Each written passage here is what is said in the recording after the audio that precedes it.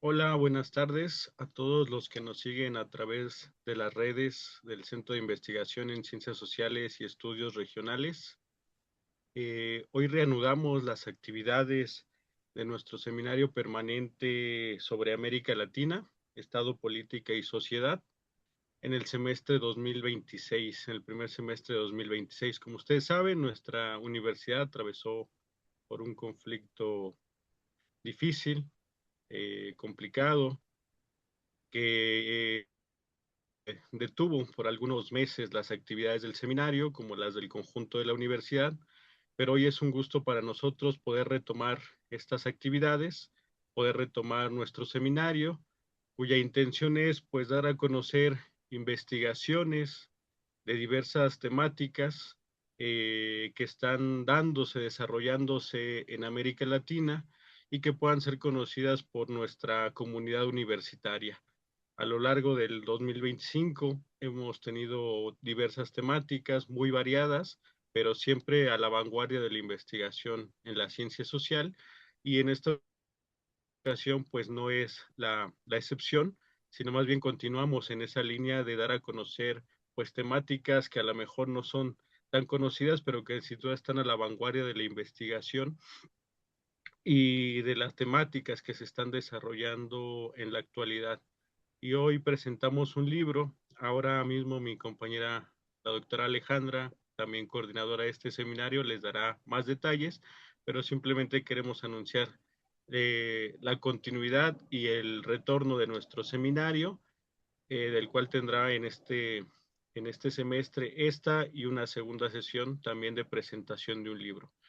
Eh, Sería por mi parte todo, nada más invitarlos a seguir nuestras sesiones, a revisar las presentaciones que están algunas en el Facebook del CICER, de nuestro seminario anterior, y a todos los que están acá con nosotros, pues agradecerles la participación y la asistencia y la presentación.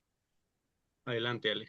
Muchas gracias, Diego. Pues sí, igual que el doctor Sendejas, como em, congratularme porque hemos retomado las actividades del seminario después de este periodo que ha transitado en la universidad. Y bueno, también atentos a cualquiera de las resoluciones que se llegue a favor de la comunidad estudiantil de la universidad. Y bueno, hoy retomamos actividades con la presentación de un libro titulado La Sociedad Teosófica en Costa Rica 1904-1930, estudio histórico de una organización esotérica internacional de el historiador costarricense Esteban Rodríguez Dobles. Para mí es un gusto muy grande traer la presentación de este libro al seminario, un poco por lo que ya comentaba Diego, en el sentido de que en el seminario tenemos no solo la intención de dar a conocer a la comunidad temas sobre América Latina, sino investigaciones y temáticas novedosas para el estudio de la región. Entonces, en este caso, pues estamos muy contentos de que Esteban nos haya aceptado la invitación de presentar su libro aquí. Es un libro que contiene 3 tomos y entonces bueno, vamos a dar inicio a esta presentación. Nos va a acompañar la doctora Gabriela Chavarría. Ella es una catedrática que por 40 años dio cátedra en la Universidad de Costa Rica.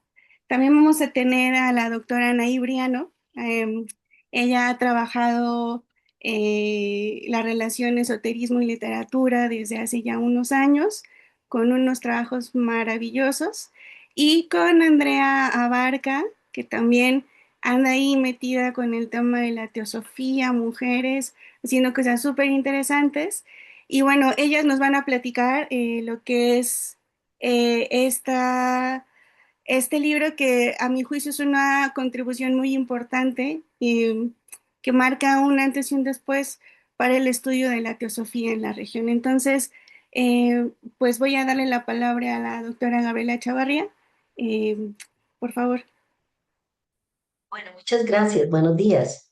Es un placer para mí referirme a este primer tomo de esta investigación tan importante que hizo el profesor Esteban Rodríguez Dobles de la Universidad de Costa Rica. Me corresponde a mí hablar un poquito de la Sociedad Teosófica en Costa Rica, este libro, 1904-1930, en el tomo uno, que, bueno, ahí lo ven y me parece una edición muy linda, muy bien cuidada. Cada uno de los tomos tiene un dibujo distinto. Este primer tomo trae el logo de la Sociedad Teosófica. Y lo primero que quisiera decir sobre el libro de Esteban es que para mí fue como una revelación a nivel personal y a nivel académico. Desde mi juventud estuve yo buscando información sobre la Sociedad Teosófica en Costa Rica por una cuestión académica y también por una cuestión personal, porque mi bisabuelo era teosofista y yo escuchaba a mi abuela materna contarnos historias de prácticas que él tenía en su vida en Alajuela. Y bueno, siempre crecí con esa inquietud y busqué información desde muy joven en las bibliotecas. Incluso me acerqué a la Sociedad Teosófica de San José en Costa Rica, pero no encontré nunca ningún trabajo sistematizado que hablara del desarrollo cultural de la sociedad teosófica en Costa Rica, hasta que empecé a leer este libro de Esteban en sus tres tomos, que es una investigación realmente minuciosa, detallada y que en síntesis, representa el eslabón que se necesitaba para poder hablar del movimiento teosófico en Costa Rica. En Costa Rica se conoce la labor educativa de famosos teósofos, porque fueron intelectuales destacados de nuestro país, como el educador y poeta Roberto Brenes Mesén, Omar Dengo, su hija María Eugenia Dengo, y muchos otros. Todos ellos fueron reformadores educativos, se ha escrito bastante de su vida, pero la historia de cada uno de ellos se ve como un acto individual, ¿no? De seres extraordinarios que dieron un aporte a la cultura nacional. Se dice sí que fueron teosofistas, que pertenecían a alguna de las logias, pero nunca se profundiza, ni siquiera se comenta a fondo lo que era el trasfondo sociohistórico de ese movimiento. Entonces, este libro de Esteban realmente es la pieza clave en la historia nacional del movimiento teosófico costarricense, porque él hace lo que un verdadero investigador debe hacer, que es iluminar los espacios vacíos del transcurrir histórico, mostrar el contexto cultural, desentrañar la realidad social.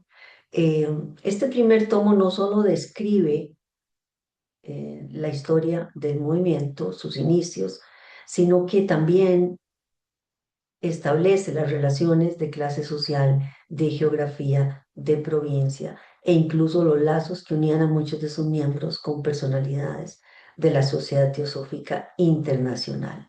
Entonces, una vez que explicadas, porque en el primer tomo se dan los conceptos teóricos de la teosofía, Esteban ausculta las raíces esotéricas y ocultistas de los textos y de los maestros y rastrea sus orígenes culturales tanto en Oriente como en Europa Occidental.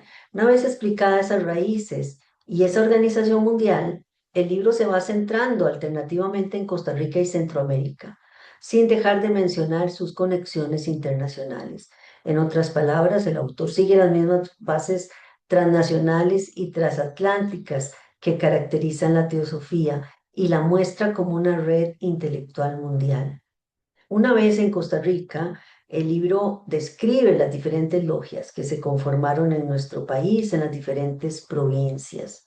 Es un buen ejemplo de un trabajo arduo de archivo, donde se ve que Esteban cotejó actas, revisó manuscritos y de manera abundante y muy detallada el libro ofrece los nombres y las relaciones del movimiento teosófico con las clases sociales de Costa Rica de esa época y con las diferentes zonas geográficas. dentro de un marco comparativo con el resto de los países de Centroamérica. Esto es muy importante porque así el lector puede tener una idea más amplia, además del impacto cultural que tuvo realmente la teosofía en toda América Central. El tomo 1 establece el contexto histórico de una manera amplia y a partir de la exposición de esas relaciones de las que mencioné, el autor devela claramente el entretejido sociohistórico del que participa el movimiento teosófico. A partir de este libro, y solo a partir de este libro, según lo que yo he podido investigar desde mi juventud en la teosofía, es que nosotros podemos hablar con certeza del movimiento teosófico en Costa Rica y de sus vínculos con América Central. Por eso dije al inicio que este libro era el eslabón que faltaba, ¿verdad? La pieza clave para enlazar y describir la extensión e importancia del movimiento teosófico en Costa Rica y en América Central. Además, arroja luz sobre el contacto de maestros destacados como el mismo Krishnamurti con nuestros intelectuales. Referente a la anécdota que les comenté, yo también leí mucho de Krishnamurti en mi juventud y siempre me pregunté si habría venido a Costa Rica, si habría conocido en realidad a Roberto Brenes Messén. Y bueno, fue hasta la lectura de este libro de Esteban Rodríguez que pude conocer cómo se estableció este tipo de relación con el gran maestro Krishnamurti y toda la historia, la anécdota sobre la Orden de la Estrella de Oriente que está al final del primer tomo, realmente me pareció fascinante. Finalmente quisiera mencionar dos grandes reflexiones que este libro ha motivado en mi conciencia. Por una parte, el componente espiritual y trascendental que tenía la política de aquella época. Porque si bien es cierto, como lo expone Esteban en este primer tomo, existía una estrecha relación entre los miembros de la sociedad teosófica y los intelectuales políticos de nuestro país, es muy importante rescatar el carácter ético de esos políticos que creían en la trascendencia de sus actos y en el poder kármico de las acciones, lo cual implicaba creer de alguna forma que las acciones tienen consecuencias en el aquí y en el más allá. Es decir, había una ética que guiaba y proclamaba el poder de las buenas acciones y el bien común.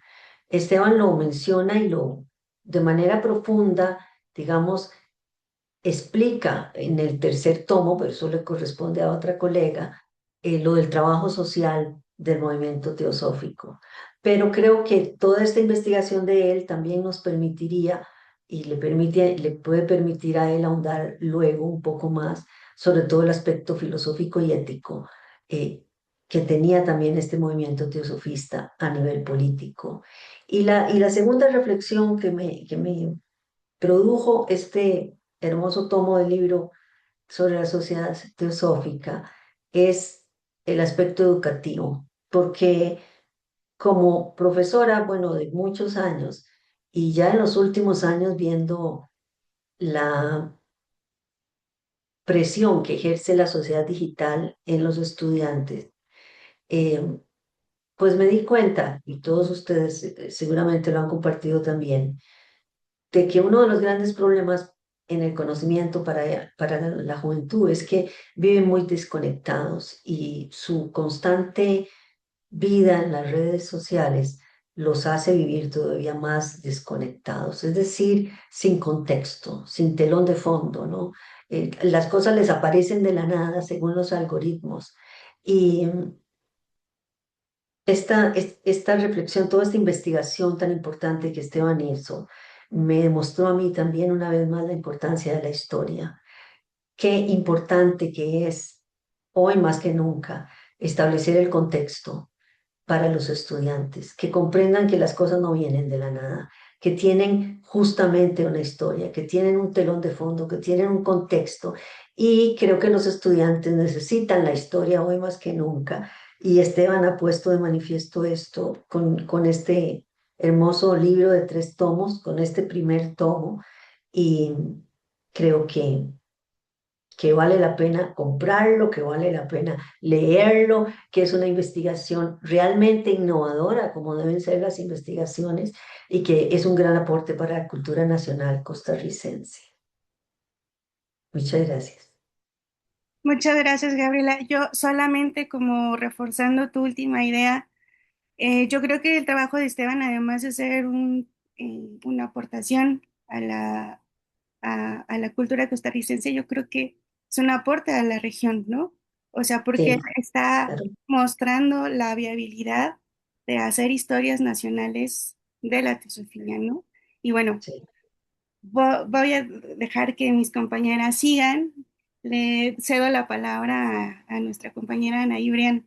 Adelante, Ana. Gracias, muchas gracias Alejandra, Esteban, por la invitación directa a presentar estos tomos en la UNAM.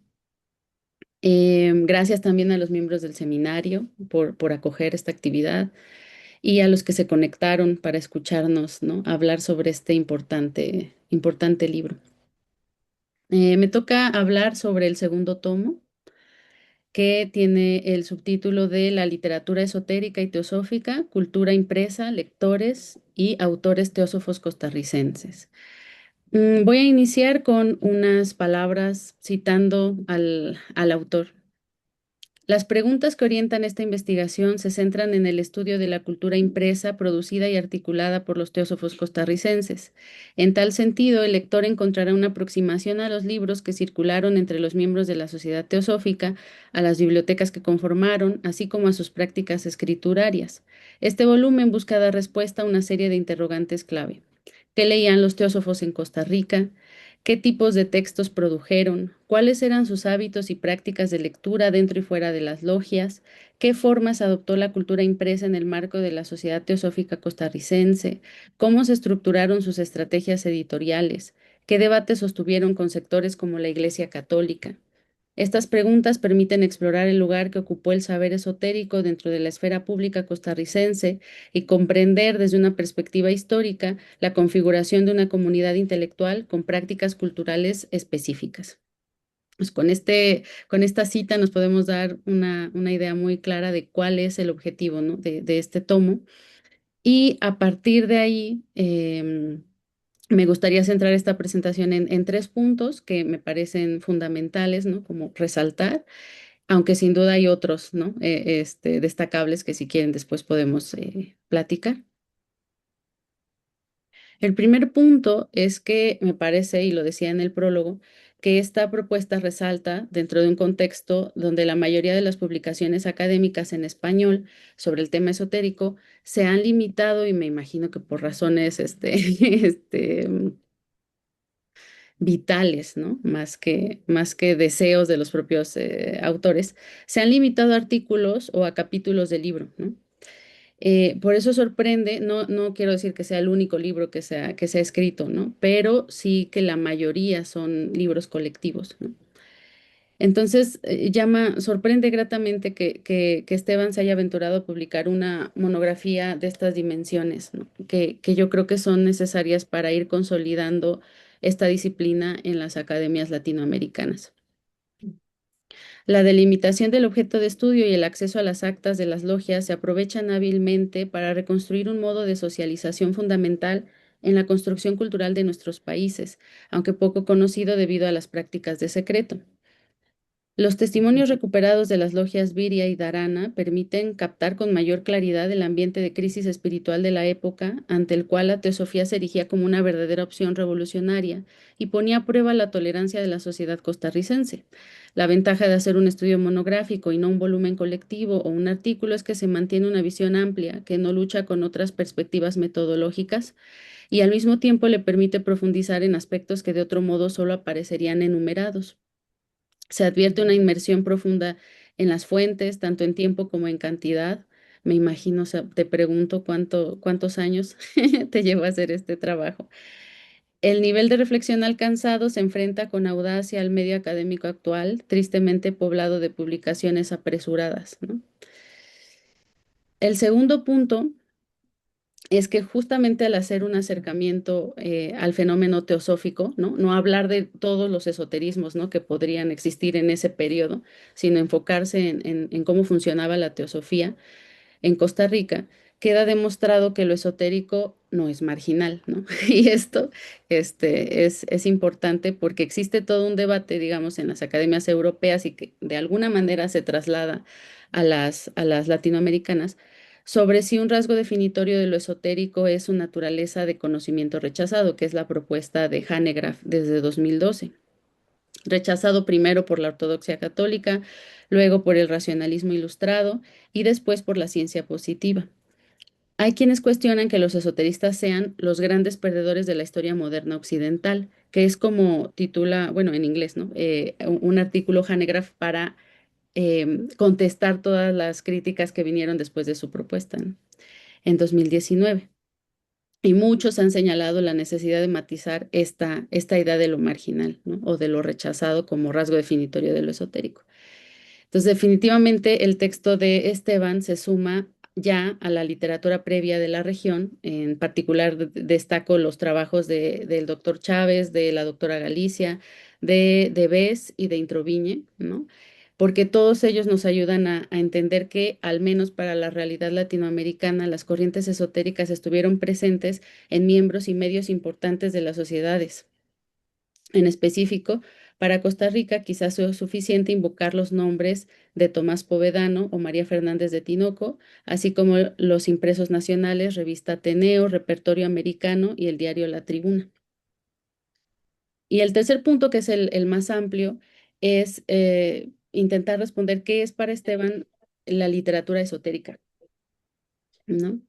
Primero, creo que hay que entender el universo textual que constituye la materia prima de este estudio. Voy a citar otra vez a Esteban. Para efectos analíticos se han establecido 7 agrupamientos principales. A. La obra doctrinaria, que incluye textos teosóficos de carácter sistemático, así como una subcategoría de literatura doctrinaria con fines divulgativos, que son folletos y hojas sueltas. B. Actividad periodística referida a artículos y columnas en la prensa nacional vinculados al ideario teosófico. C. Traducciones no oficiales realizadas de manera interna por las logias costarricenses. D. Esoterismo literario, categoría que agrupa novelas, cuentos y otras manifestaciones narrativas de contenido esotérico. E. Publicaciones periódicas, entre las cuales destaca la revista Viria, producida por miembros de las logias y que funcionó no solo como órgano de difusión mensual, sino también como espacio de convergencia de las distintas prácticas escriturarias presentes en los otros grupos documentales. F, fuente epistolar, integrada por correspondencia entre miembros y dirigentes del movimiento teosófico. Y G, material de lectura utilizado en las tenidas, el cual, según consta en las actas, era leído en voz alta durante las sesiones y constituye un insumo clave para comprender la circulación oral de saberes dentro de estos espacios. O sea, es amplísimo, ¿no? Los documentos que reviso. Por lo tanto, encontramos un sentido amplio de literatura que incluye justamente todo lo escrito alrededor de las sociedades teosóficas y también a sus prácticas de recepción y circulación lectora, que se me parece un punto muy destacable.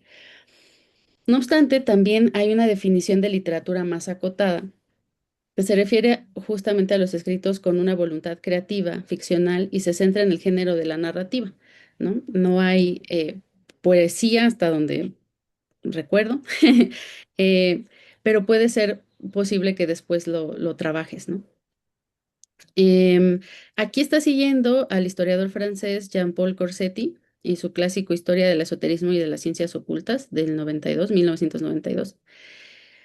Retoma la idea de que durante el siglo XVIII diversos círculos literarios europeos comenzaron a verse influidos por corrientes esotéricas como la teosofía, el iluminismo y la naturfilosofía, en un contexto en el que las fronteras entre saber racional, espiritualidad y literatura eran particularmente porosas. Entonces, en el siglo XIX, las novelas góticas, por ejemplo, dieron paso a toda una narrativa esotérica en autores como Hoffmann, Nerval y Casot. Aquí también es posible reconocer, ¿no?, la influencia de la obra de José Ricardo Chávez, quien lleva tiempo estudiando los vínculos entre esoterismo y literatura creativa para demostrar que a partir del romanticismo el esoterismo encontró en la literatura su hogar predilecto, ¿no? No quiere decir que no exista otra forma de representarse lo esotérico, pero sí que la literatura creativa hizo buenas migas con lo esotérico. Queda así asentada la premisa de buscar en las letras costarricenses la síntesis entre las corrientes esotéricas y las producciones literarias, Los hallazgos permiten afirmar que en el país se configuró, y esto es también una cita, un esoterismo literario de cuño propio, ¿no? Me parece importante, ¿no? Cómo se va generando o más bien Esteban logra reconstruir justamente mm, un subgénero, ¿no? De literatura que fue importante para la región. La nómina de autores es amplia y está revisada con cuidado, sin pretender ser exhaustiva, e incluyen La senda de Damasco de Rogelio Sotela, El primo y la esfinge del sendero de Genaro Cardona, las novelas indigenistas o espiritualistas Zulay y Yontay de María Fernández de Tinoco, los ensayos teosóficos de José Basilio Acuña y los artículos teosóficos de Roberto Brenes Mesén, de Enrique Jiménez Núñez, de Ana Rosa Chacón, de Mariano Coronado y de Fabio Baudrit, entre otros. Por no ser el área de experiencia del autor, está ausente un análisis literario, pero sí ofrece una mina de autores que puede ser aprovechada por otros investigadores. En cuanto a las prácticas lectoras de las logias, hay que destacar su estudio sobre la biblioteca de la Logia de Arana como uno de los mecanismos de formación y desarrollo espiritual de los miembros. Como señala Rodríguez Dobles, la lectura fue una de las actividades medulares en la conformación del sujeto teosófico, otro entrecomillado, ¿no? Porque me parecía importante ir subrayando cómo nos daba elementos para reflexionar, ¿no? O sea, ¿a qué nos referimos con sujeto teosófico? ¿No? ¿A qué nos referimos con que hay una literatura esotérica, ¿no? en la región? Entonces, la lectura fue una de las actividades medulares en la conformación del sujeto teosófico, tanto en el ámbito privado como en la esfera pública. Gracias al acceso al libro de préstamos de la Biblioteca de la Logia de Arana y a las actas de las logias, el autor reconstruye el consumo bibliográfico literario de dicha colección entre 1911 y 1923. La necesidad de los miembros por conocer múltiples religiones, no solo la India que había traído Blavatsky, se manifiesta en la lectura de libros y revistas teosóficas internacionales, lo que demuestra también la sorprendente rapidez con que circulaba la información dentro de la sociedad teosófica mundial. El director de Darana, Omar Dengo, estructuraba lecturas literarias que homenajeaban a Leopoldo Lugones, Amado Nervo, a Dante, Metterlink, bajo la idea de que si bien la literatura no era la revolución espiritual misma, porque la revolución actual se llevaba en las sesiones, y creo que va a ser este el tema del tercer tomo, Em, la actitud que la animaba servía como fuente de inspiración para los teósofos, ¿no? Las lectoras más asiduas fueron mujeres, ese es otro rasgo importantísimo, ¿no? La teosofía como un medio para desarrollarse intelectualmente, ¿no? de las mujeres. Y los autores más consultados incluían a Annie Besant, Edward Bulwer-Lytton, Mabel Collins, Lionel de Alsace, que no conocía, y Krishnamurti, la mayoría en traducciones libres realizadas por los propios teósofos. También merece una mención el capítulo sobre el hallazgo del uso de la radio como medio de divulgación del mensaje teosófico, y a pesar de que hay pocos indicios de que indiquen concretamente cómo funcionó la radio y hasta cuándo perduraron dichas transmisiones, es un aspecto que puede seguirse explorando en otros casos. En fin, con toda la información recogida y organizada, Esteban consigue adentrarnos en un mundo de gran riqueza cultural y humanista como lo fue la sociedad teosófica de estos años. Finalmente, para Esteban, la literatura, esta es otra definición de literatura, ¿no? Que yo encuentro, es que solo es una manifestación de la mentalidad, otra vez entre comillas, teosófica. Pues lo que le interesa en el fondo es reconstruir históricamente un sujeto integral, un sujeto teosófico que está conformado por algo más que texto. Así dicen las conclusiones. El libro teosófico tiene cualidades y lógicas transtextuales y metatextuales. Son libros que operan desde su propia racionalidad teosófica. Este es uno de los aspectos más sugerentes para mí, porque como provengo de letras, ¿no? O sea, siento que pecamos de logocentrismo, ¿no? Y entonces todo se reduce a interpretaciones semánticas, ¿no? A interpretaciones textuales. Entonces me llama la atención cómo, y se me hace difícil, ¿no? Imaginar un modo de investigar esta sutilidad, estas características sutiles, trascendentales, que constituyen algo medular para lo esotérico, ¿no? Dice también el autor, es necesario reconocer que resulta insuficiente explicar para el caso de la sociedad costarricense que esta progresiva incorporación de elementos esotéricos, místicos y metafísicos en la cultura occidental se deba simplemente a un encuentro entre ideas de Occidente y Oriente. Habría que considerar, por el contrario, que encierra un fenómeno de tremenda profundidad psíquica. Creo que explicarlo de forma más incisiva requeriría las aproximaciones que provee la psicología profunda de Jung, la psicología de la hierofanía y la teogonía, perdón, de Eliade, así como una fenomenología de la religión en los términos de Heidegger. No obstante, esto será materia de un próximo estudio, nos promete Esteban.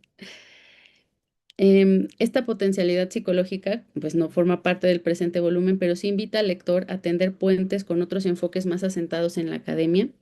Esto es, yo sé, para los que estamos metidos en lo esotérico, es como que queremos ya dejar atrás a Eliade, al estudio del símbolo, pero Esteban logra traerlo, ¿no? Sin dejar de lado lo riguroso que nos legó o lo que está produciendo el estudio académico de lo esotérico, consigue, sin perder eso, ¿no? Traer ese otro elemento que también es rico y que por lo tanto, no, por lo mismo yo creo no se ha perdido tampoco de la historia de las religiones, ¿no? O de la psicología profunda. ¿Qué es eso que no nos da o no nos ha dado todavía quizá los estudios académicos del esoterismo, ¿no? Eh, Enfocarnos y hasta es, bueno, es que me acordé del caso de un estudioso norteamericano que fue como relegado justamente por querer traer estas cuestiones, ¿no? De nuevo a la academia. Em, pero bueno, me parece importantísimo que ahora tu interés esté enfocado en esa dimensión intermedial y transmedial, yo diría, ¿no? De la literatura esotérica, ¿no? Que no nada más es histórica, que no nada más es material, sino que es sutil, como decía, ¿no? Y que nos asusta un poco porque pues nos regresa, o sea, sentimos que otra vez que nos volvemos esoteristas en lugar de estudiosos de lo esotérico, ¿no? Siento. Mm, por todo lo dicho y leído, esta investigación es un ejemplo de trabajo que espero se pueda replicar pronto sobre otras corrientes esotéricas y en otros países latinoamericanos y le agradezco mucho a Esteban este trabajo. Gracias. Muchas gracias, Anaí. Bueno, Anaí pone en la mesa muchas cosas que yo también quisiera remarcar, pero mejor voy a darle la palabra a Andrea Barca y ya después cuando termine Andrea, bueno, sí voy a hacer algunos comentarios que me parecen importantes. Andrea, tienes la palabra por... Hola, ¿qué tal? Pues buenas tardes. Muchas gracias, Esteban, a las y los coordinadores del Seminario Permanente sobre América Latina, Estado, Política y Sociedad. La verdad es que para mí fue un gran placer haber leído este libro. Encontrarme con este tipo de investigaciones, creo que para las personas que nos dedicamos a las investigaciones del esoterismo, vinculándolas desde, digamos, áreas de la literatura, el estudio de la cultura, la filosofía, etcétera, pues encontrarnos con un trabajo como el de Esteban me parece muy enriquecedor, ¿no? Porque nos da muchas luces y como bien mencionan ahí, también como nos van marcando ciertos caminos, ¿no? Ciertas líneas para poder profundizar, ¿no? En este tipo de temas que pues me parece que también son como muy importantes para ir comprendiendo cómo se fue desarrollando también toda la cuestión cultural de América Latina, ¿no? Sobre todo de siglo XX aproximadamente, ¿no? Entonces, bueno, pues a mí me toca presentar este tercer tomo, que lo tengo aquí, por cierto, firmado por el autor, ¿no? Y que además, pues bueno, también aquí agradezco públicamente a Esteban el haberme invitado a escribir el prólogo de este tomo, en donde también aparecen ahí el nombre de Anaí con el segundo tomo y la doctora Alejandra Galicia igual en el primero. Y pues bueno, fue como bien enriquecedor poder leer estos libros, ¿no? Pero bueno, ahora me voy a centrar en este tercer volumen. El tercer volumen, como bien hemos visto, se llama pues Sociedad y Teosofía, la acción teosófica y el rol sociopolítico de la sociedad teosófica en Costa Rica, pues completa magistralmente la obra de la sociedad teosófica en Costa Rica, que comprende los años de 1904 a 1930, estudio histórico de una organización esotérica internacional del historiador costarricense Esteban Rodríguez Dobles. Esta última entrega cierra un itinerario de investigación de largo aliento, producto de los estudios del posgrado del autor sobre la historiografía centroamericana, cuya importancia es imprescindible para comprender el desarrollo político, social y cultural de la región.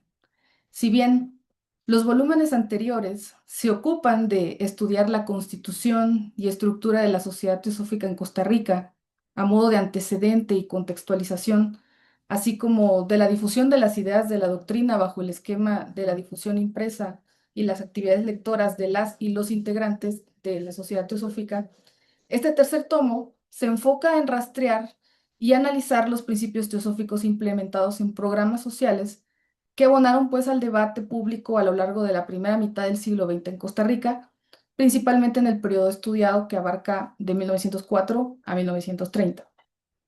La tesis principal que rige la investigación afronta abiertamente las revisiones historiográficas tradicionales que desplazaron al esoterismo a lo que ya había mencionado la doctora Anaí, al basurero del conocimiento rechazado, concepto acuñado por el historiador neerlandés Wouter Hanegraaff, para referirse a todas las corrientes de pensamiento, especialmente esotéricas y ocultistas, excluidas por el conocimiento occidental, puesto que pues, no encajaban, ¿no?, en el nuevo paradigma racionalista, al ser consideradas supersticiosas, irracionales o mágicas.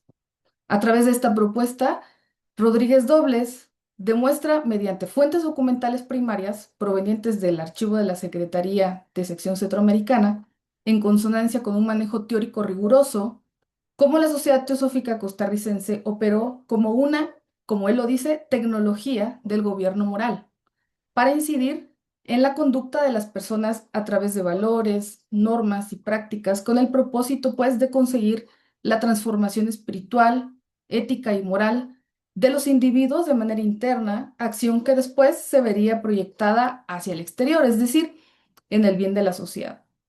Para los pensadores, educadores y políticos que dominaron la escena intelectual, cultural y social y que enseguida comenzaron a ocupar lugares dentro de las logias teosóficas costarricenses de la época, la transformación o regeneración interna de la humanidad, iluminada por las leyes de la evolución espiritual basada en la selección natural del darwinismo, era pues un requisito indispensable civilizatorio para llevar a cabo proyectos de modernización del Estado-nación. Una de las mayores virtudes de la obra de Rodríguez Dobles es su andamiaje metodológico, sólidamente inscrito dentro de los estudios del esoterismo occidental, a la historia de las mentalidades, el cuerpo y el tiempo.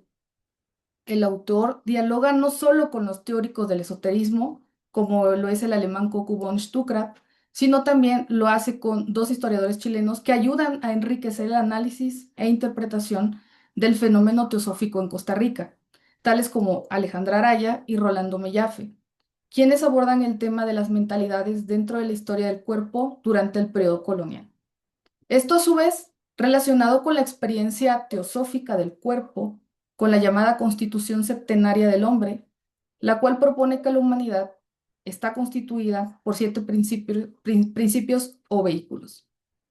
Bajo esta perspectiva metodológica, las categorías orientales como el Dharma, el Karma, la reencarnación o la predeterminación cíclica de la historia, como es el caso del ciclo de los yugas o eras cósmicas, este último, en el contexto del hinduismo, fungen como excelsos conceptos de experiencia vivida para entender de manera alterna el desarrollo cultural de la sociedad costarricense y no como simples abstracciones exóticas provenientes de Oriente. En ese sentido, Rodríguez Dobles muestra cómo los sujetos históricos del periodo de 1904 a 1930 utilizaron el lenguaje esotérico y teosófico para reflexionar sobre su presente, tales como los desastres naturales, las guerras internacionales, sus crisis económicas y políticas nacionales y las tensiones suscitadas de la modernización capitalista. El libro se centra con agudeza en el espacio íntimo de las logias principales de Costa Rica, como fueron las ramas Viria y Darana. Dichos espacios de fraternidad son estudiados como centros de proyección eh, o laboratorios de experimento, en donde se debatía el destino de la nación de la mano de diseños de proyectos y campañas permanentes o temporales de intervención civil, dirigidas a desmonopolizar la beneficencia pública de la Iglesia Católica y los sectores conservadores y oligárquicos tradicionales. A través del recorrido de Rodríguez Dobles, que Dobles realiza durante la primera mitad del siglo XX, el autor despliega los ejes normativos y la praxis social teosófica. En primer lugar, destaca la protección animal y la propagación del vegetarianismo, puestas en marcha por los teósofos, prácticas que, lejos de ser un nuevo hábito alimenticio para el mejoramiento de la salud y el bienestar, o en su caso, una sensibilización para la conservación de los seres vivos, respondía a un profundo despertar de la conciencia en el que se radica toda violencia o maltrato hacia las criaturas de la naturaleza, así como un llamado a cultivar la compasión y la pureza espiritual, con la que quedarían eliminados los vicios del alma. En otras palabras, con estos hábitos propagados por la doctrina teosófica, el individuo daría inicio a su propia evolución biológico-espiritual. Asimismo, la obra documenta la activa participación de las logias para erradicar el alcoholismo, defender los derechos de las mujeres y las infancias, proteger a los mendigos, establecer centros para apoyar obreros y presidios, entre una larga lista de actividades, ¿no?, que realizaba las ramas costarricenses. La forma en cómo socorrían estos asuntos era diseñando carteles y conferencias en teatros, ateneos, colegios y reuniones en las que los principales asistentes fueran niños, niñas y jóvenes. Uno de los artículos citados por Rodríguez Dobles que llamó mi atención sobre uno de los temas antedichos se titula La crueldad con los animales, perteneciente a Enrique Jiménez Núñez, músico, escritor, inventor costarricense, publicado en 1913 en Pandemonium 8, en el que el autor habla acerca del evidente maltrato que se comete contra los animales y que la misma humanidad ha normalizado, aceptando incluso este tipo de actos en las infancias como si fuese un logro o una gran hazaña. Jiménez denuncia lo siguiente. Voy a citar a este fragmento del artículo que Esteban coloca en su libro. Salvo raras excepciones, todos los actos del hombre en sus relaciones con los animales son de la más refinada crueldad. En los niños, la tendencia a dar muerte a los animales es un sport del que se deriva un gran placer. Se persigue sin piedad y se destruye todo lo que tiene vida. He visto a niños de ciertas escuelas dar caza a las mariposas, que clavaban con las espinas de una rama de naranjo y así, aleteando, las llevaban a sus maestros para el museo escolar. Y los maestros felicitaban a los niños que más víctimas exhibían en aquel instrumento de tormento y agonía. Los niños matan por costumbre a los pájaros, alegría de los campos y auxiliares de la agricultura, arrojándoles piedras o disparándoles con flechas para ejercitar la puntería, o les tienden lazos y trampas por el placer de tenerlos prisioneros. Fin de cita. Quizás el asunto más revelador del tercer tomo y que seguramente puede generar interés y discusiones es el hallazgo de una red de poder e influencias institucionales que los teósofos lograron hacer con la instancia estatal costarricense. La lista de nombres demuestra que los y las integrantes de las ramas teosóficas de Costa Rica no eran librepensadores autónomos o aislados, sino sujetos relacionados con el gobierno, la diplomacia, la beneficencia pública, las finanzas y el sector educativo. La nómina resulta extensa y entre los actantes que se pueden mencionar resaltan, vuelvo a citar a Esteban, Julia Costa García, diputado cónsul general en El Salvador, segundo designado a la presidencia, presidente de la República, secretario de Relaciones Exteriores y benemérito de la Patria. Enrique Jiménez Núñez, subsecretario de Fomento y docente, y Federico Tinoco, quien además de haber sido secretario de Guerra y Marina y presidente de la República, compartió afinidades teosóficas con su esposa María Fernández de Capelán, conocida arqueóloga del Museo Nacional y primera dama de la República. También destacan Walter Field, presidente del Banco Internacional, Esther de Messerville, docente, inspectora de escuelas y directora del Colegio Superior de Señoritas, galardonada en 1949 como la mejor servidora social y cultural de Costa Rica por su extensa trayectoria en diversas instituciones, y Omar Dengo Guerrero, abogado, pedagogo, director de la Escuela Normal de Costa Rica y benemérito de la Patria. Fin de cita. De igual manera, el tercer volumen dedica un apartado a la configuración del ámbito pedagógico y educativo de la sociedad costarricense en estrecha relación con los fundamentos de la doctrina teosófica. A nivel internacional, Los teósofos concebían que la formación académica y profesional del alumnado era primordial para el advenimiento de una nueva etapa civilizatoria, por lo que el aula se convirtió en un espacio de recreación para pulir el alma.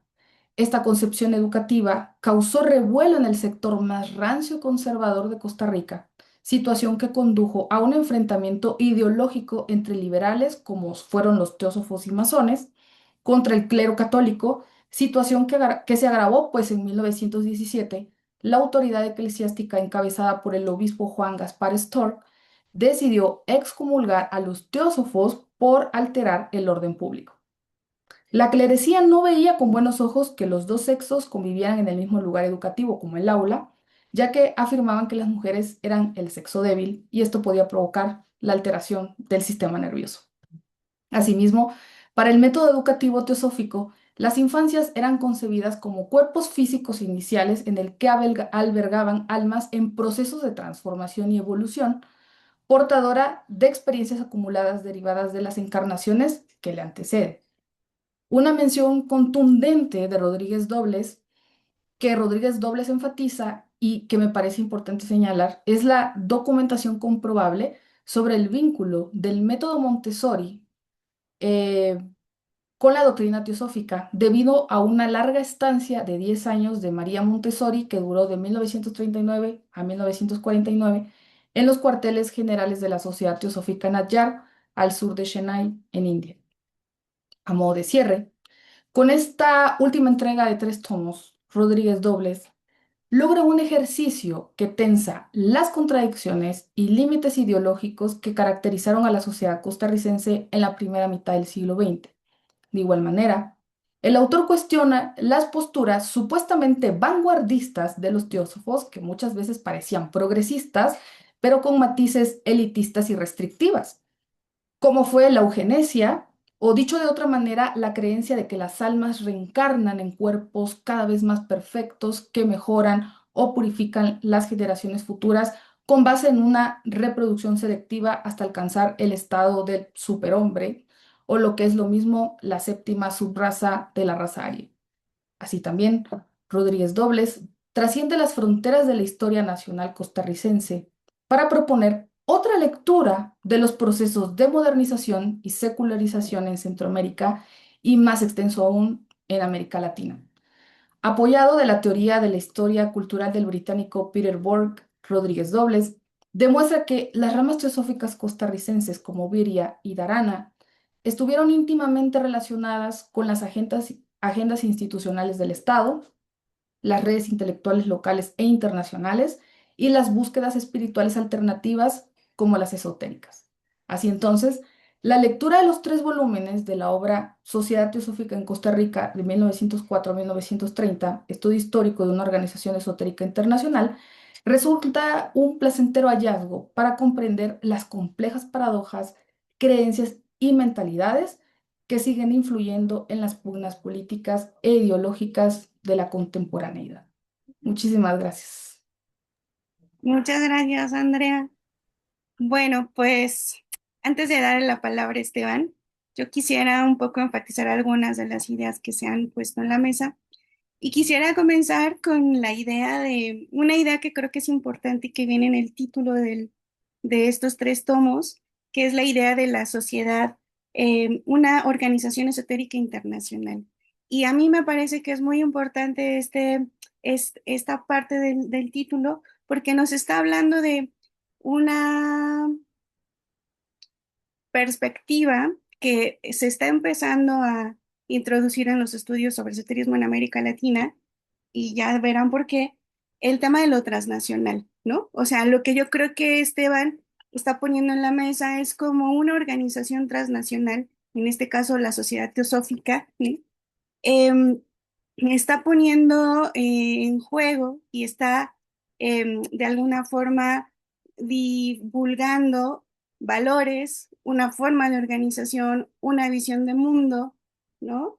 Y la forma en que esta organización pretende incidir dentro de ciertas coyunturas, ¿no? Por eso es muy importante el trabajo de Esteban, porque nos está mostrando lo que ya decían ahí, ¿no? que la teosofía, al menos en Centroamérica, porque no solo es el caso de Costa Rica, sino también el caso de El Salvador, aquí René Chanta y Miguel Hueso nos pueden decir, ¿no?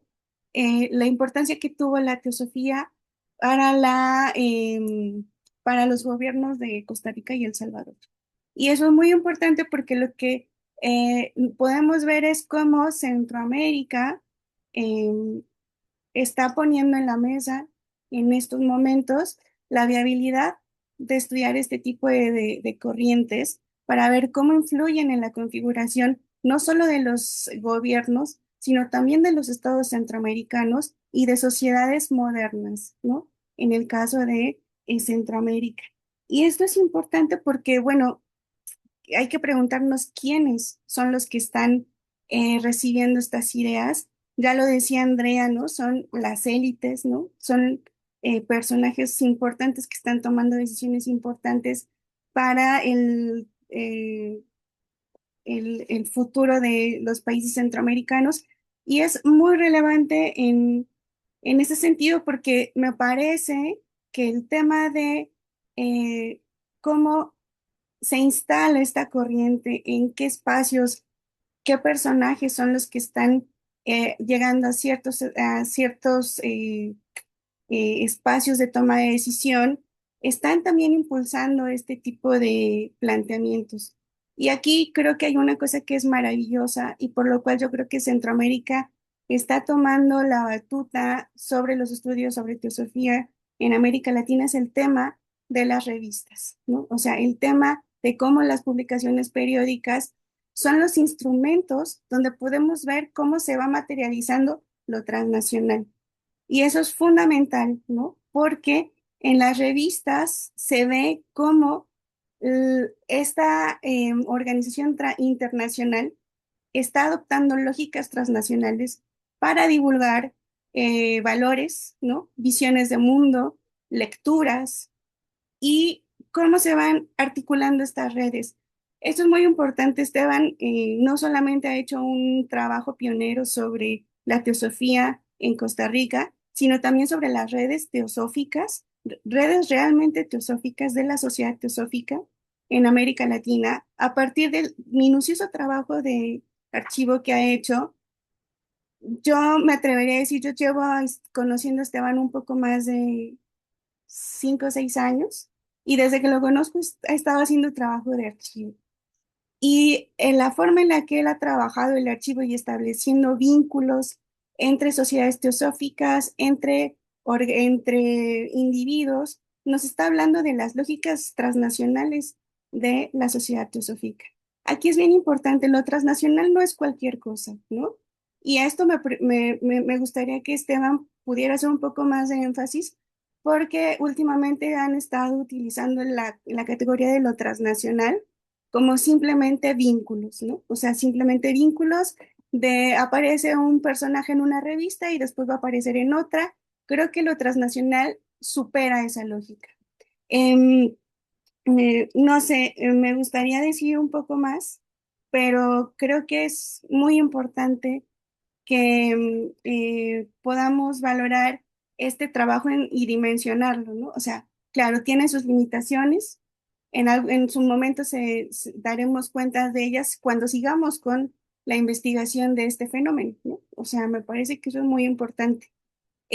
Porque justo esta semana yo le consultaba a Esteban sobre un trabajo que estoy haciendo y Esteban me manda las revistas y yo me voy dando cuenta, claro, cómo se van articulando las diferentes logias desde Costa Rica, Colombia, Argentina, España, que puede ser una cosa que aún no dimensionamos, ¿no? Y bueno, sería de mi parte todo. Esteban, tienes la palabra. Muchas gracias. Muchas gracias, en primer lugar, a la Universidad Nacional del Estado de Morelos y especialmente al SICSER, a Alejandra y a Diego que nos han abierto este espacio en su seminario para conversar sobre este estudio. Y también les agradezco a mis colegas que escribieron los prólogos. Y pues nada, que me siento muy feliz de sentirme acompañado de ellas y bueno, y de todos ustedes en este momento de mi vida. Porque yo cuando comencé a hacer esta investigación realmente, como se diría, ¿no? Era muy joven y no sabía lo que hacía. Es decir, yo era un neófito cuando me enfrenté al archivo de la Sociedad Teosófica y realmente no sabía cómo entrar, es decir, metodológica y teóricamente por dónde empezar, porque fue verdaderamente abrumador encontrarme con los documentos, con el volumen de documentos que ya habían y pues empezar por clasificarlos en primer lugar. Eh, Fue una verdadera dicha. Yo creo que estos son los enormes privilegios que tiene el historiador o quien le interesa, ¿no?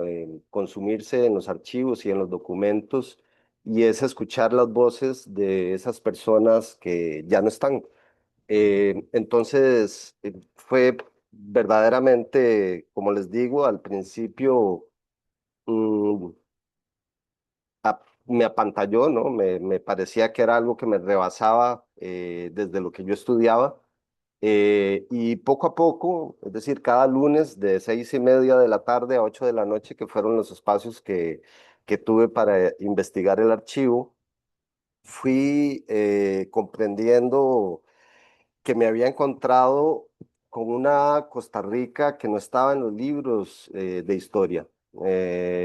Podría más usar esta expresión de Ulrich Linz que dice, bueno, de una sociedad subterránea, ¿no? En este caso de una Costa Rica subterránea, eh, donde no se daba cuenta, pues, de los lazos, de los vínculos que existían entre todas estas personas que compartían este sistema de creencias.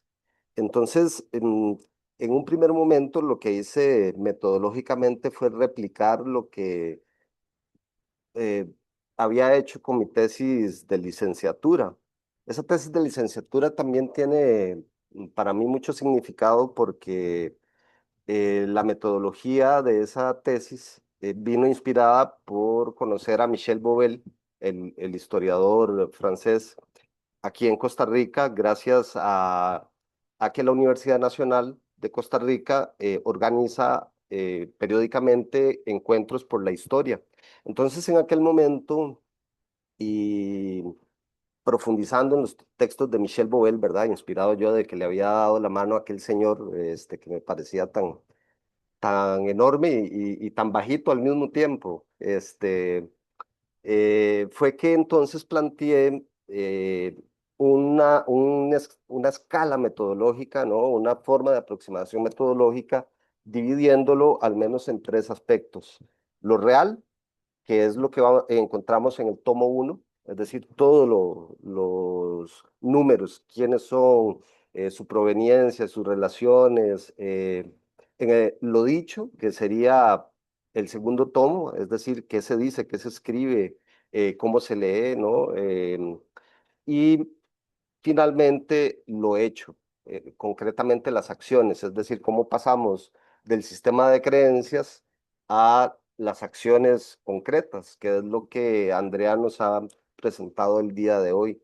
Así fue como entonces con historia, con la metodología de la historia de las mentalidades colectivas, me aventuré a organizar la información y pues sí, Karen, me tomó bastantísimo tiempo, bastante tiempo, pero insisto que para mí fue un privilegio poder acceder a todo esto, a toda esta información.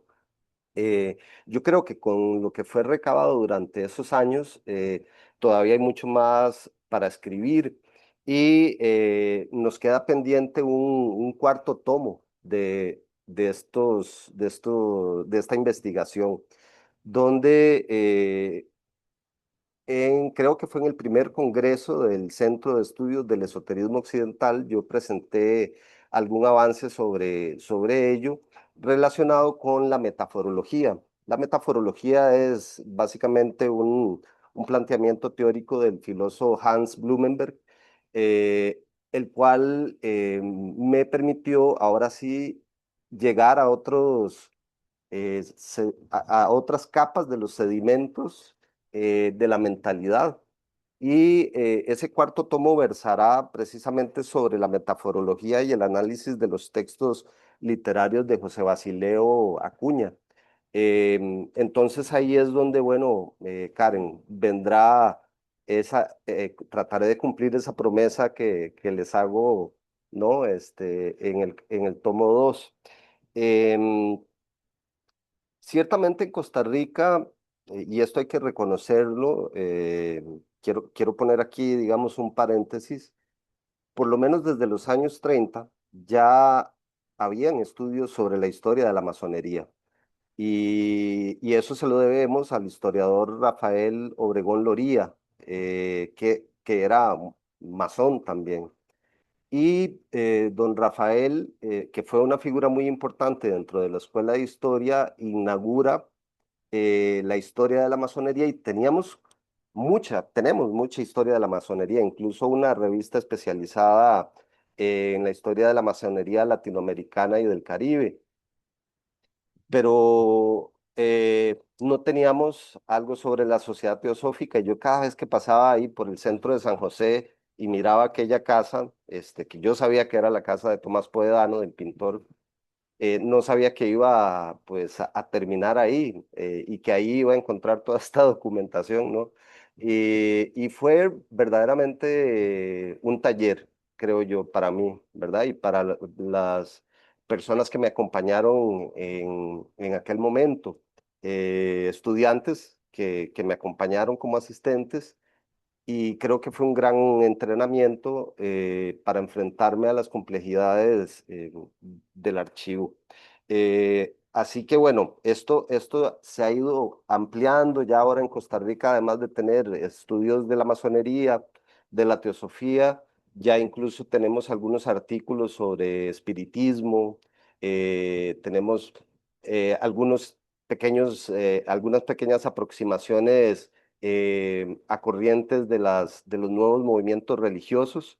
Incluso, bueno, ya se organizan congresos que son bien interesantes, ¿verdad? Sobre fenómenos paranormales, pero siempre terminan decantándose de una u otra manera por elementos esotéricos o ocultistas, donde fantasmas y espíritus, ¿verdad? Constantemente están apareciendo en las exposiciones en estos congresos. Em, Así que hay como un caldo de cultivo muy interesante por acá, en donde se están produciendo pues estudios que yo creo que, como bien lo dijo Alejandra, van a permitir que cada vez Centroamérica sea mejor comprendida, ¿no? En sus dimensiones sociohistóricas. Quizás es que esto del esoterismo, y esto me pasó cuando planteé ante la comisión de posgrado en historia el tema. Y hubo entre como unas risas incómodas, gente que me preguntaba como, bueno, ¿y esto a dónde te va a llevar? ¿Verdad? Realmente esto es serio, es decir, esto es académico. Se puede estudiar académicamente algo como esto. Y les digo y les repito, ¿no? Es que yo era muy joven y quizás un poco soñador en lo que quería hacer y como no, pues les voy a demostrar que sí se puede hacer algo como esto. Así que pues de ese escepticismo, ¿no? De aquella época a hoy ha habido pues un enorme cambio, la verdad. Creo que fue hacia 2012, Juan me corregirá si fue 2012, 2013 que Juan estuvo por aquí en Costa Rica en un congreso y ese fue el primer momento en que yo escuché, ¿no? El planteamiento sobre el esoterismo occidental y entonces me puse, pues ahora sí, ya dije, aquí tengo teoría. Es decir, ya ahora tengo algunas otras referencias y pues nada, fue otro universo el que se abrió, pues el de la revista Aries, comenzar a leer a Koku, von Sturra, a Hanegraaff, darme cuenta que estaban planteándose discusiones conceptuales desde al menos 2010, ¿verdad? Sobre lo que podríamos entender como esoterismo. Y con esos pocos insumos fui construyendo esto que hoy se materializa en estos 3 tomos. Mm, Esto fue escrito hace mucho tiempo también. He de decir que algunas de las ideas que planteé en aquel momento, 2018, 2019, pues han tenido algunos cambios, agregaciones, han evolucionado, y gracias precisamente al acompañamiento que he tenido de estas fantásticas mujeres, las conversaciones que hemos sostenido Alejandra, el curso que pudimos impartir el curso de verano que pudimos impartir el año pasado. Es decir, el acercamiento a otras personas, compartir en el Congreso, ¿no? En Brasil fue muy enriquecedor, también fue una experiencia verdaderamente hermosa, ¿no? El de conocer a los estudiantes de Francisco y ver cómo opera una universidad como la Universidad Federal de Santa María. Y pues yo creo que hoy ya hemos superado pues esta cuestión que más descriptiva y monográfica y creo que estamos ya en un punto donde nos preocupan más las metodologías, metodologías para estudiar las revistas, metodologías para estudiar las redes, los lazos, ¿no? Que como Alejandra plantea, lazos transnacionales, pero yo lo ampliaría también a los lazos transatlánticos y efectivamente sorprende eh, lo rápido con que circula la información. Las traducciones, parecieran casi expeditas. Em, Personajes como Mario Rosso de Luna, el cacereño, el teósofo español, ¿verdad? Constantemente publicaba en Costa Rica, bien en periódicos o en la revista Viria, y entonces es sorprendente los vasoconductos que uno puede encontrar respecto a esto.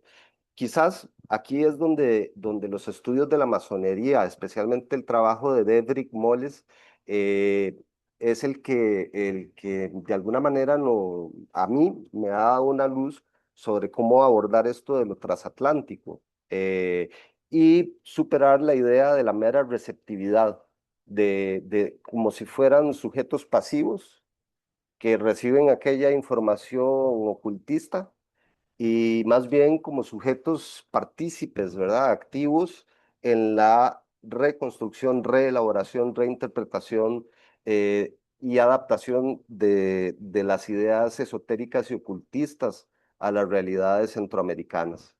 Eh, Estoy seguro que, pues, no sé, en 10, 20 años, habrán más cosas y otras personas, vendrán otros maestros y otros estudiantes a sorprendernos con nuevos abordajes sobre estos estudios. Entonces, pues de a poco, ¿no? En menos de ¿qué llevamos? 20 años, ¿no? Poco menos de 20 años de estar haciendo esto.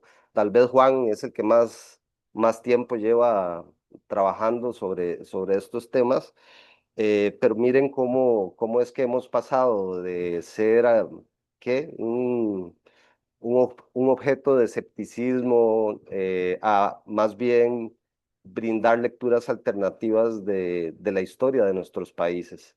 Entonces, por eso a mí me emociona mucho que nos haya acompañado hace un rato Miguel Hueso Mixco, que nos acompañe René Chanta, que esté aquí Nicola Agüero, que es una joven estudiante que está también haciendo pues, sus primeros estudios, ¿no? Sus primeros trabajos.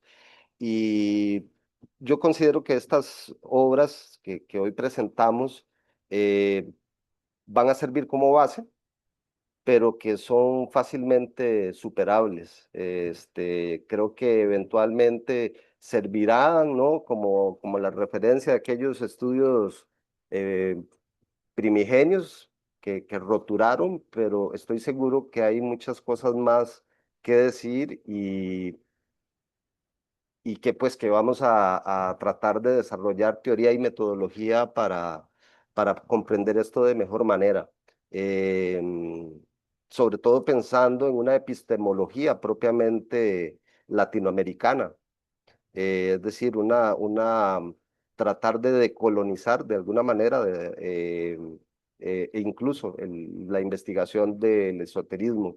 Entonces, por eso me emociona cuando Alejandra y Karen hablan de categorías, ¿verdad? Como sujetos esotéricos y comienzan a plantearnos una lectura más allá de lo meramente descriptivo, que es lo que yo he podido aportar. También quiero decir que este trabajo fue desarrollado cuando lo inicié, me acompañó mucha gente que ya no nos acompaña de manera física y que de alguna manera para mí este trabajo es un homenaje hacia ellos, para ellos. Y pues nada, más bien abro un espacio si quieren comentar algo más, si quisieran preguntar algo o no sé, sumar a lo dicho. Abrimos una ronda de comentarios, preguntas. No sé si alguien tiene ahí algo que decir.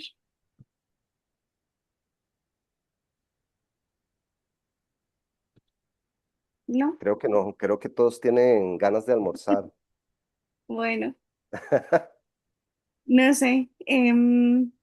Bueno, a mí me gustaría como incluso seguir abonando como a la idea de la importancia de estos tomos, ¿no? Para conocer como una corriente de pensamiento que no es tampoco muy conocida en América Latina, ¿no? Y que de alguna forma el trabajo de Esteban permite acercarse a ella de forma didáctica, ¿no? O sea, esto es como una parte que me parece importante, no para que el modelo como tal se replique en otros países latinoamericanos, sino para que de alguna forma eh, nos dé como señales de por dónde ir entrando al estudio de la teosofía en América Latina. Tatiana. Bueno, si me escuchan, primero, pues de nuevo felicitarte por este gran esfuerzo que por lo que platicaron las presentadoras, de verdad me da muchas ganas de leerlo y realmente creo que me va a echar mucha luz hacia varias dudas y varias intuiciones que tengo sobre mis líneas de investigación. Que te quería preguntar concretamente cómo lo puedo conseguir aquí en México, cómo se consigue en México, dónde lo compramos o cómo le Es hacemos que, ajá, concretamente, ¿no? Y ahorita te comento otras cuestiones. es que fue un tiraje casi que artesanal, Tatiana, porque Sí. fíjate que los tiempos de edición en nuestra universidad son, pues, el otro día hablaba con una colega que celebró amplísimamente la publicación, esperó casi 20 años para que saliera su libro. Estoy hablando de Carolina Parra Thompson. Y entonces tienen tiempos muy extensos para editar. Cambian mucho los directores también del sistema editorial de la universidad. Entonces yo dije, si esto lo pongo en manos de la editorial de la universidad, pueden engavetarlo años y sobre todo si se considera que no es un tema prioritario. Entonces hice una edición propia, es decir, fue autogestionada y fue, por eso te digo, pues casi que artesanal. Fueron 150 ejemplares. Aquí me quedan algunos y yo con mucho gusto te los puedo enviar. eh, Así como, ¿cuánto tarda, Ale? ¿Cuánto tardó en llegar? Como unas 2 semanas, una cuestión así.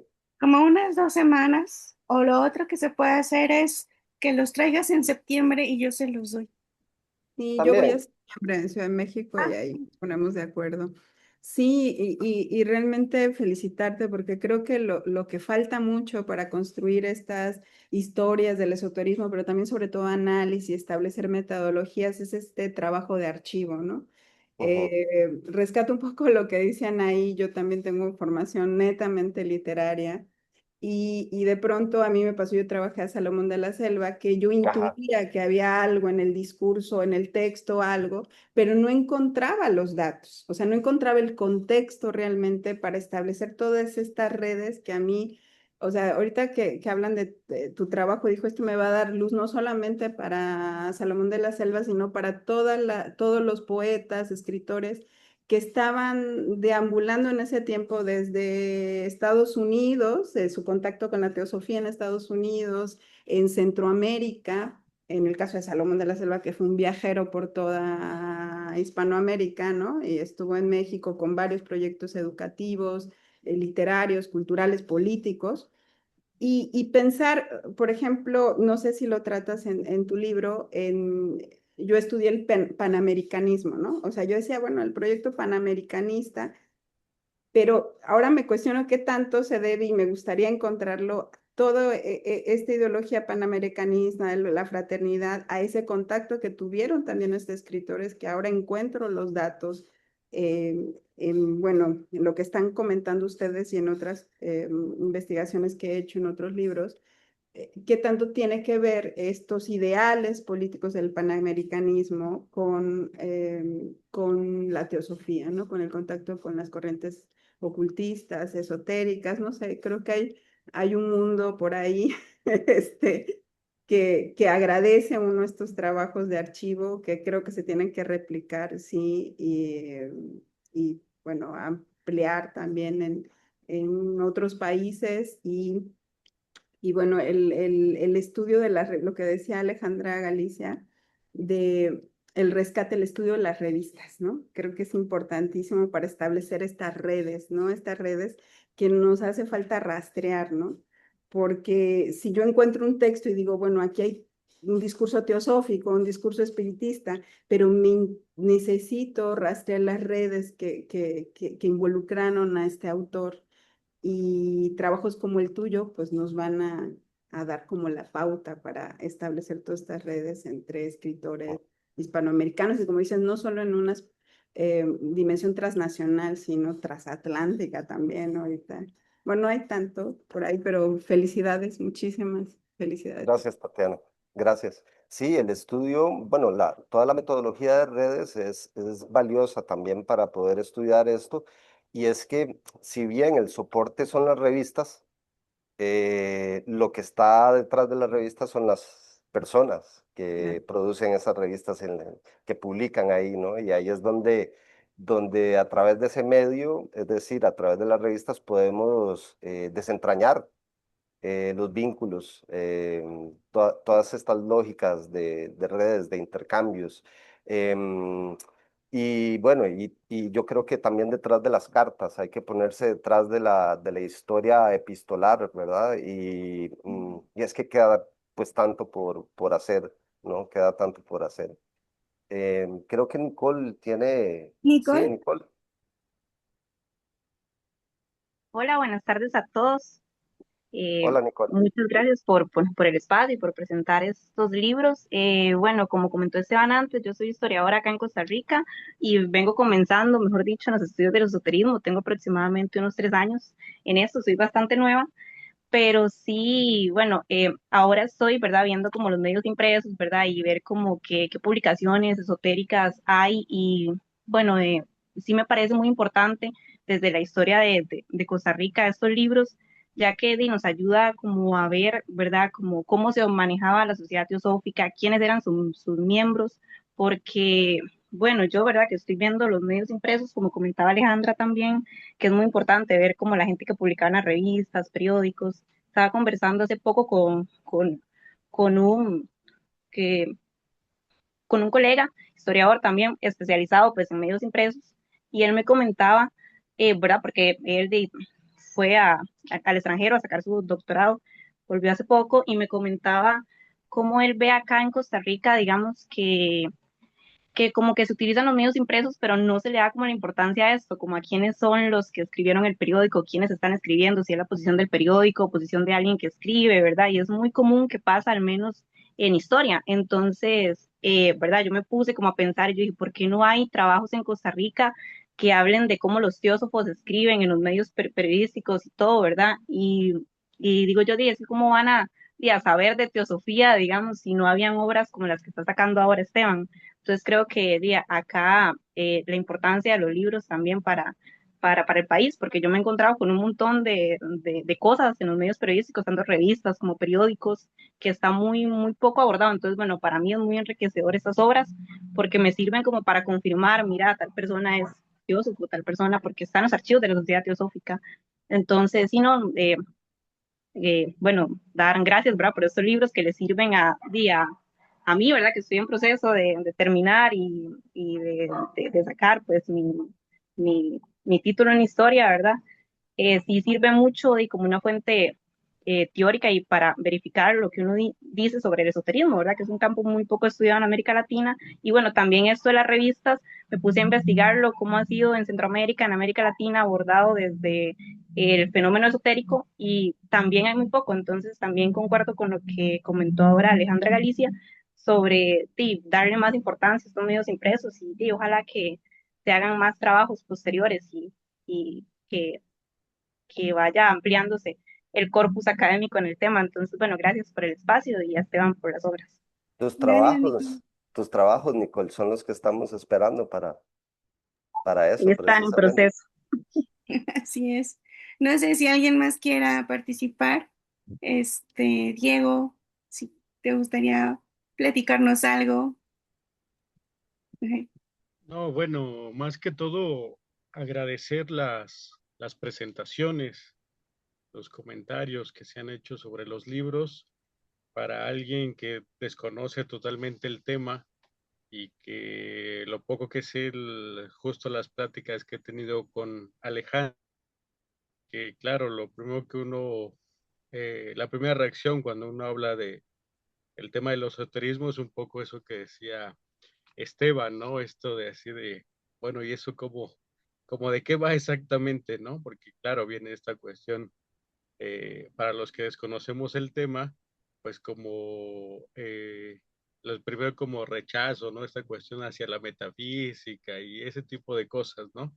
Entonces, oír a especialistas en el tema y una investigación, por lo que entiendo, pionera como es la de Esteban, pues es bastante enriquecedor y educativo para quienes no conocemos, ¿no? Y más bien para mí, justo la reflexión como interesante es un poco esto que se ha eh, comentado en varias de las presentaciones, ¿no? Que es lo propio del tercer tomo, ¿no?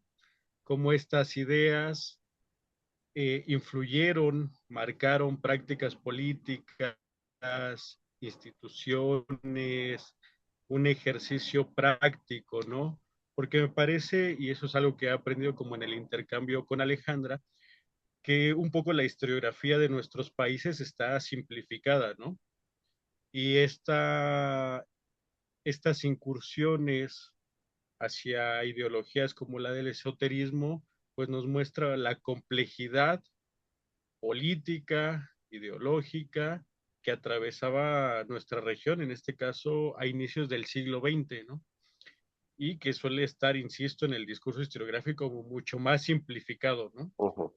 Y la presencia, el reconocimiento de estas ideas nos permite ver los matices, las complejidades, las interacciones políticas que había entre las diferentes corrientes políticas e ideológicas. Entonces, para mí como el tema interesante es eso, ¿no? Los impactos de estas ideas en la práctica política. Entonces, aunque yo sé que está muy lejos temporalmente, para mí siempre la inquietud, y no sé si Esteban pudiera comentar algo al respecto, es saber cómo estas corrientes siguieron persistiendo por el resto del siglo XX y si tienen hoy justo eso, expresiones políticas, prácticas, donde podamos identificarlas, ¿no? Porque, insisto, eso nos debe entender justo las ideas que están también ahí moviendo detrás ciertas cuestiones que a veces parecerían no tener explicación desde otras posiciones políticas, ¿no? Y sobre todo entendiendo también que me parece que lo dijo Esteban, pues que siempre son como estas corrientes subterráneas, ¿no? Como estas organizaciones que no son evidentes, pero que se conoce que existen, ¿no? Entonces, por ahí, primero agradecer todo, las presentaciones, los comentarios, que son, insisto, muy enriquecedoras, y no sé si Esteban pueda comentar algo al respecto de este tema. Efectivamente, es que no solo el esoterismo, yo diría que en pleno siglo XXI estamos experimentando un reencantamiento del mundo. Aquello de la idea de Weber, ¿verdad? De todos estos padres de la secularización, de que pues íbamos a llegar a un punto de desencantamiento del mundo, todo lo contrario. Es decir, hoy estamos viendo, por ejemplo, posicionamientos de determinados grupos masónicos frente a determinadas prácticas políticas. Eh, o bien vean, por ejemplo, la influencia que tiene ciertos, lo que se llaman nuevos movimientos religiosos, con movimientos como el ecofeminismo, cuando te das cuenta, ¿verdad? Que hay pues grupos feministas que se meten a la montaña a proteger los árboles, a tener sus ceremonias, hacer el contacto con la madre naturaleza. Es decir, sí que hay una enorme politización de las ideas esotéricas y sobre todo, que era algo que comentábamos en otro espacio, es que la web, la internet, ha permitido agilizar y organizar muchísimo esto a nivel mundial. Si Diego, te metes a cualquier red social y comenzás a teclear por ahí Rosacruces, Telema, Aleister Crowley, vas a encontrar desde gente que está editando libros hasta agrupaciones que constantemente se están intercambiando lecturas del entorno político sobre el acontecer, ¿verdad? Este momento tan tenso a nivel global, algunos pues ya lo interpretan incluso, ¿verdad? Como parte de este final del ciclo del Yuga, del Kali Yuga. Otros les parece que se están cumpliendo profecías que vienen en los textos de Malaquías, ¿verdad? Es decir, uno encuentra hoy una mayor facilidad, pensaría yo, en eso que Davis llama la tecnosis, como la gnosis, el conocimiento, tecnosis, y esto ha permitido pues el crecimiento de todas estas agrupaciones y una enorme influencia. Pensemos también, por ejemplo, en los pentecostales o otros tipos de movimientos religiosos o los neopentecostales que han ido ocupando lugares muy importantes dentro de la política. Costa Rica tuvo hace 2 elecciones atrás, 3 elecciones, no, 2 elecciones atrás, en el balotaje, en la segunda vuelta, a un candidato neopentecostal.